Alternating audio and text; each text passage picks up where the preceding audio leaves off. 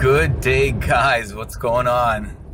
I'm Tio, and welcome to another vlog episode. If you don't already know, I do play live casino poker at a competitive level, and today we're driving out to Casino Niagara, and you know what? The QW was really packed up.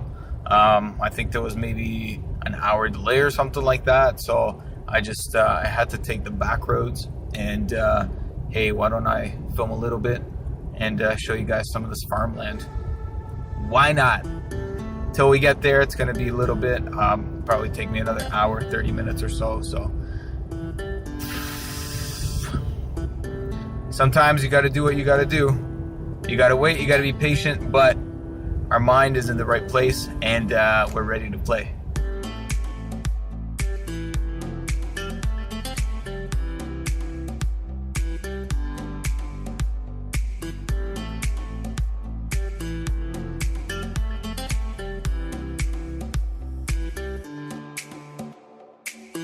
Okay, I know that I said we're gonna go to Casino Niagara, but we had to make change of plan. We ended up calling Fallsview while we were driving here, and they said that they're gonna open at 5:10. They're just about to open it, so in about 15 minutes, we're about like 10 minutes away from the from Fallsview, and in about 15 minutes they're gonna start it up, and pretty much gonna be good to go. So it's gonna be no wait list. I'm gonna hop right on in, and it is gonna be a little short-handed, but that's gonna be okay, so no problem. Yeah, so we're gonna do Fallsview instead of Casino Niagara, so I guess I'm gonna see you there in a little bit, and then we're gonna play 5-10 and hopefully win some big pots and get in some fun situations. I'm gonna point my finger around. There you go. There's Casino Niagara right in the background there. You see it? There. All right, guys, so I'm gonna see you in a little bit.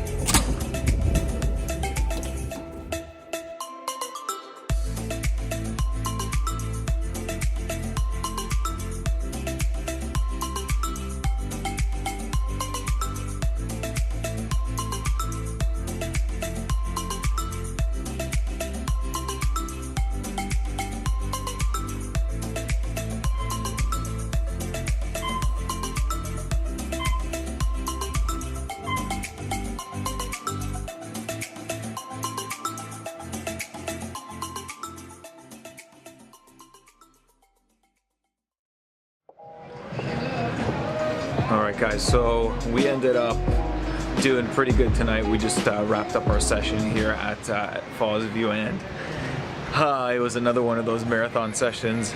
We did really good, but it's really late right now, and gotta drive back, and I gotta take a rest because I'm just really tired and I'm really exhausted. So you know what, we're gonna talk about the hand tomorrow when I'm a little more energetic. But for now, since I'm already outside, I'm just going to shoot a little bit of front footage for you and leave you guys with a little bit of Fallsview at night. So see you guys in a bit. And whoa, looks like something happened here. Hopefully it's not a shooting or anything. There's like a bunch of cops.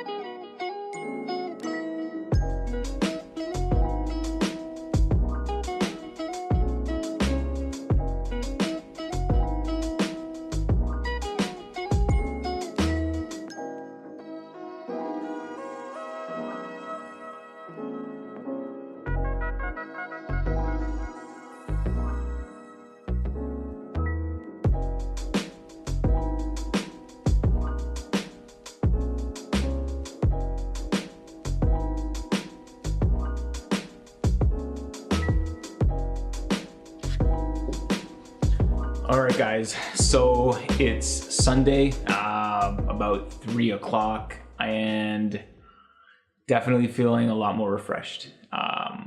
Feeling good about the session, and it went well. We did really well last night. Won over 4 figures, so can't complain. I mean, for a 5-10 game, it's not nothing extravagant, but so yeah, it is a fresh game. I mean, we've been playing about an orbit or so, so we don't have too many reads. Our image is pretty tight. Haven't done anything out of line yet, and we wake up with Ace Jack offsuit. We're about $800 deep. Start the hand. I think we did actually splash around a little bit earlier on, just calling a little bit and folding away. But anyways, we're down to about $800 and early position 2 limps. We have middle position 2 that limps as well, and we're on the cutoff here with Ace Jack offsuit. We decided to go to $60. Try to potentially get in position and get that button to fold, and potentially fold out the big blind and the small blind, and then that way we can hopefully narrow it down to 1 player, and if not, well, 2 guys come along and we have position. So it happens that the small blind cold calls, and then the other 2 limpers call along as well. Obviously, the guy that I'm really scared of right now is a small blind cold calling $60 when he's only in for 5. That's a little scary because this guy has been pretty snug. We've played with him before, and definitely doesn't come across as one of the players that is gonna hop in there and try to play with like loose holdings in the small blind. So he's definitely pretty tight over there. He's got at least pocket pairs, and if not better than Ace Jack, he might even have like hands like Ace Queen. So I don't know. I'm a little scared about this guy at the moment. So anyways, we take a flop, and it's 4 ways, and it comes 5-10 deuce rainbow, and yeah, obviously we don't have anything on this board. We have Ace Jack, so yeah, we got to just check it. So it checks to us, and we are pretty much now the button, and we check as well. Hopefully we get a Jack or an Ace on the turn, and then we'll see what happens there, or maybe like a Queen or a King. Jack, I already said Jack. Jack's good for me. So a King or a Queen will give us a gut shot. But yeah, I definitely want to see hopefully a Jack on the turn. That would be one of the best cards. So yeah, we check, and guess what comes out? The Jack. Yes. We get the Jack offsuit on the turn. So now there's no flush draws out there. And we have the toppest pair with the toppest kicker. So some people call it top. And that's what we got. We got top pair, top kicker. And checks around to us again. And well, this is where it's kind of interesting, because we don't really want to push people out of the pot here if we bet too big. And we might want to get potential calls from small pocket pairs like 7s or something like that, but maybe pocket 8s, pocket 9s might want to call 1 street. So we can't really bet too big, so I'm just going to bet about 105. So I bet 105, and small blind folds. The EP2 calls, and middle position calls 2. So okay, we got an extra $200 that went in on the turn, so not bad, I think, for Ace Jack. I think when both these guys call, depending on what the river is, I might go for just a check back. What happens is 5 on the river. So we get kind of what we want. It doesn't complete any draws or anything, and it pairs the board, so it's way less likely that they got a set there. And if they had a set, I'm pretty sure that they would have raised on the turn. So I don't really expect many sets there. And then with 5 blocking the set of 5s, and that's also super good for us too. Can't really see the AP2 having a 5 there. I mean, after I bet and then he calls, or I can't even see M2 having a 5 as well. I mean, that's like pretty much like never in their range. I don't think they're not those type of players to chase those type of hands. So yeah, I feel really strong about Ace Jack. And oddly enough, EP2 checks, and then MP2 bets 125. 125. Like, I don't know. I'm thinking about it. and it almost doesn't make sense. On the turn, they both have 250 effective, so yeah, I'm just gonna shove them all in. I mean, I got the toppest pair, toppest kicker, and the board just paired, so we have 2 pair. Yeah, it's a strong hand. I'm just shoving. So I raise it up to 505, and EB2 folds, and get this, MP2 also folds. So I don't know what he was doing that with, but he bet half a stack on the river, half his remaining stack, and yeah, he folded. So that's okay. I mean, yeah, we would have wanted the extra value, but I don't know. Maybe he thought that I was on a bluff, and he was trying to take something away. He might have had an open ender or something. So yeah, we bag our first one. So not bad. That gives us a little bit of a boost and gets the ball rolling for the session. So let's go on to hand number 2. So now we get Ace King under the gun. Not bad. Pretty strong hand. Definitely top tier. And it would have been better to get Ace King suited, but you know, hey, oddly enough, statistically, guys, you know what? Ace King suited comes up less often than pocket aces. So just keep that in mind. Less combos of Ace King suited out there. So yeah, Ace King under the gun. We bump it up. Standard raise. We're gonna open up to 35. And it folds around to the big blind. And the big blind completes. The big blind is the guy that we beat with the Ace Jack. So I think he's trying to defend it. I don't know. Maybe he thinks we're coming after him, but obviously we're not. We have Ace King. So we flop 2 Queen Jack. I should say Deuce Queen Jack, not 2 Queen Jack. Deuce Queen Jack. So we got 2 big Broadway cards, and we're in position. We got a gut shot for the nuts, 2 over cards, and yeah, I think it's definitely looked like a standard C-bet here.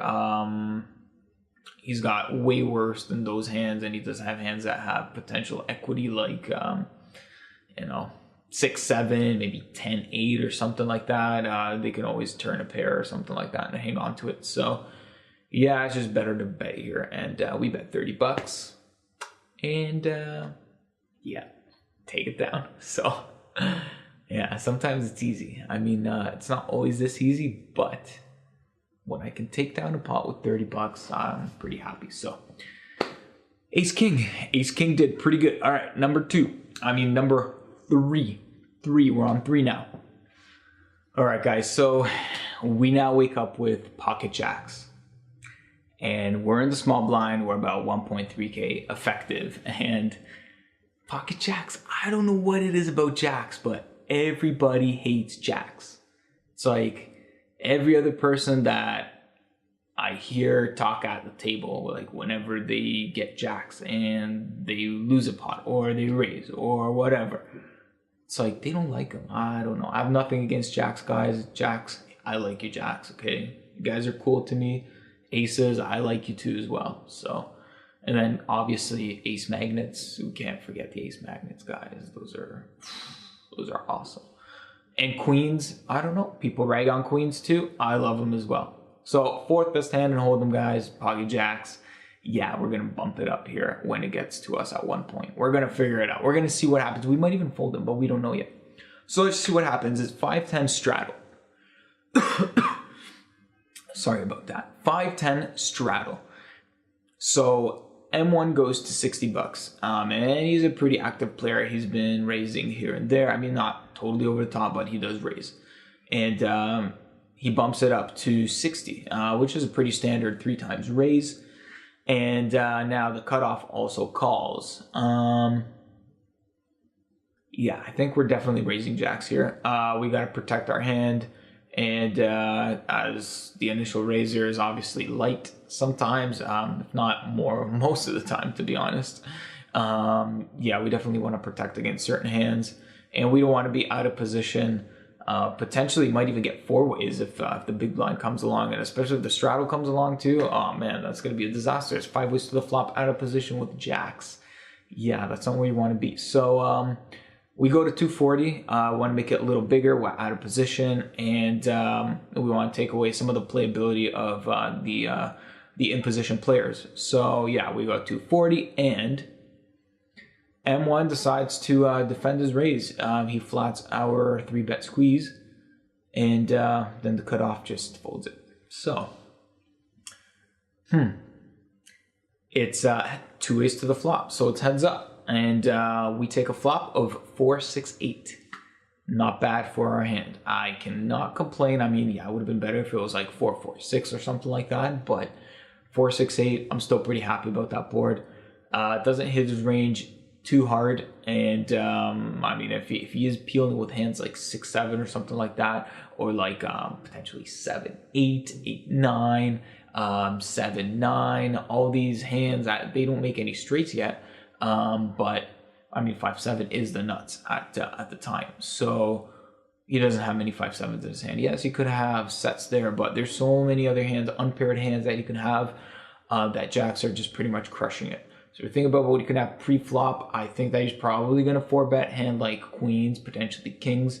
He knows he's got the cutoff behind. So if he calls, he might give the cutoff the right odds to call as well. So I think that he might want to push the cutoff out of the hand and try to go heads up with a hand like kings. So I think pre-flop he most likely has aces. If he's got aces, then he's got aces, and then he's got everything else. So it's like aces and everything else. So yeah, we're definitely c-betting here, and we bet 205. And he doesn't hesitate too long, and he puts in a raise of 525. So it's 525 total, and now it's back to us. Yeah, we don't hesitate too long either, because we know that our range here is just pretty nutty. And if he feels like we might be doing it with ace king and continuation betting, or maybe we're doing it light and we're continuation betting, there's just no way that we can fold jacks here for this bet. So yeah, we decide to ship it, and I think at this point he is pot committed. So even if he has like 2 overcards like king queen, maybe even ace king, I think he's probably just going to go with it. So yeah, doesn't think too long, and he high calls. And we tell him like, yeah, we just have a pair so far, and the board runs out 9 offsuit and 8 offsuit. And we show our jacks, and we take it down. Pocket jacks, guys.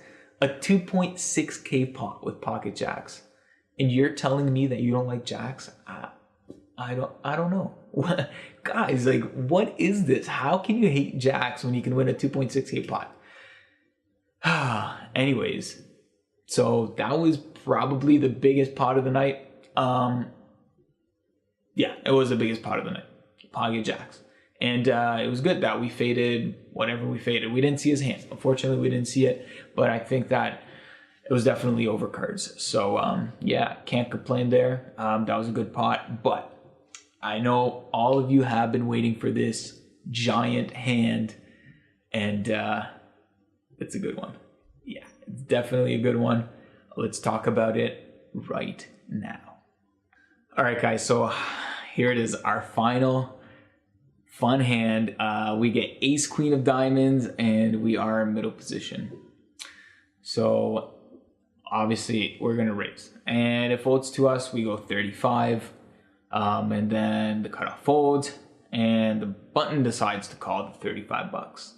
So far so good. Folds around to the big blind, and now the big blind decides to go to 135. One thing to note about the big blind, he is an older gentleman, probably in his 60s or so. We've been playing with him throughout the entire night, so we definitely have history.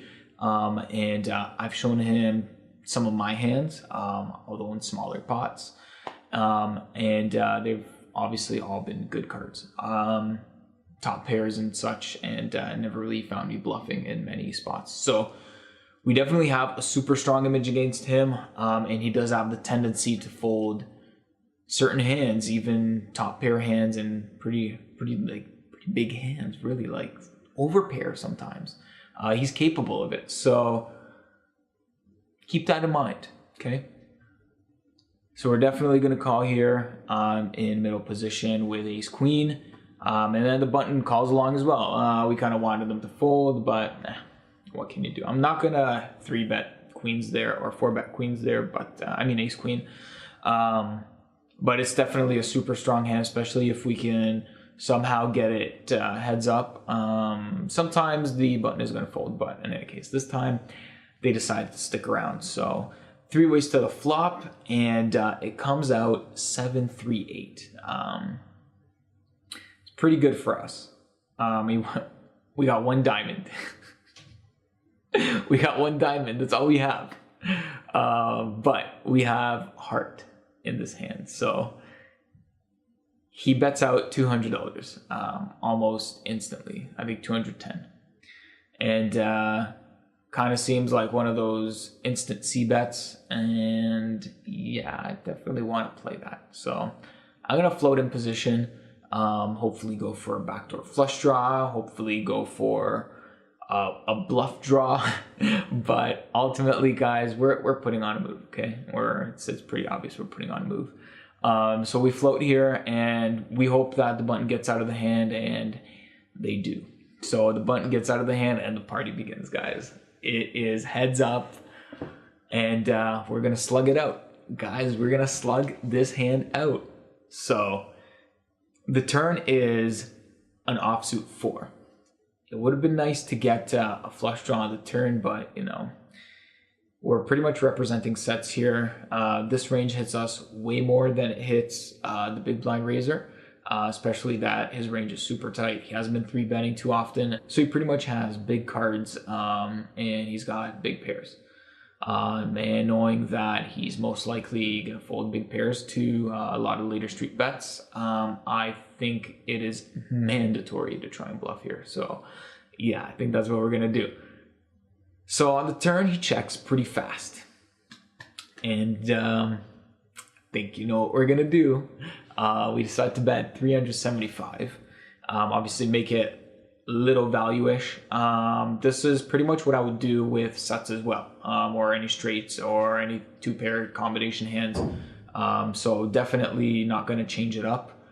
And yeah, we bet 375, and that leaves us about $1,000 for a river shove if he does call. We're hoping he folds, but I think there's a chance he's going to call, and we're going to see what happens.